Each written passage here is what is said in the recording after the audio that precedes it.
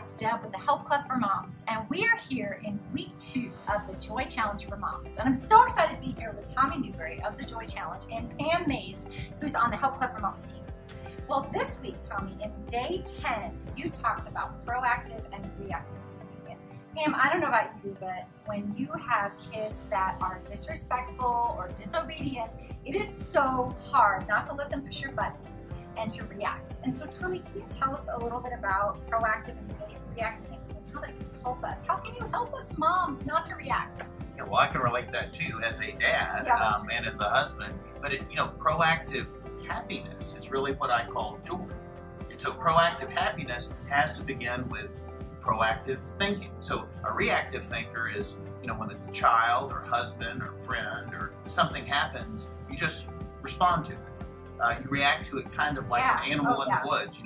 Our dog responds to the neighbor's dog.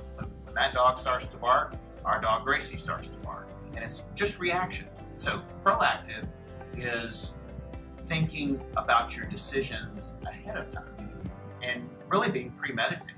Deciding that, hey, today I'm going to focus on what's lovely, pure, true, gracious, and just, that no matter what happens to me, I'm going to respond in a way that maintains my joy. Because if we let somebody else take our joy by reacting to them, then we've surrendered our joy. And I don't think God ever intended for somebody else, whether it's our 4-year-old or a 40-year-old, to be able to take that much power away from us and steal our joy. That's so good. That is so good.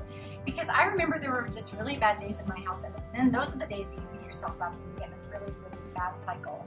And you just feel like the worst mom in the world. It's the worst cycle. One thing, it sets you off, and it's a trickle of effect. One leads to the next, one leads to the next. And it all begins with not being proactive. So when you make that decision ahead of time that you're going to, you don't need to be perfect about it, but just deciding I'm going to decide in advance that no matter what happens, I'm going to keep my cool. I'm going to keep my composure. That doesn't mean your children are behaving. It doesn't mean your husband is treating you properly. It just means you're in command and control of your emotional life, and you're retaining more of the joy that God has in store for you. That is so good. And Pam, you have 3 teenage boys, so I'm sure you've never gone through any of this, right? Proactive thinker, reactive thinking. No. In fact, when I saw this video, it's so important to me because I recently had an episode with my 14-year-old son, and I did not act in proactive thinking, and I had to go back later and apologize to him. So proactive thinking is so important because then we're thinking in advance of how we're going to react when those teenagers come in and push your buttons. They're hormonal, and days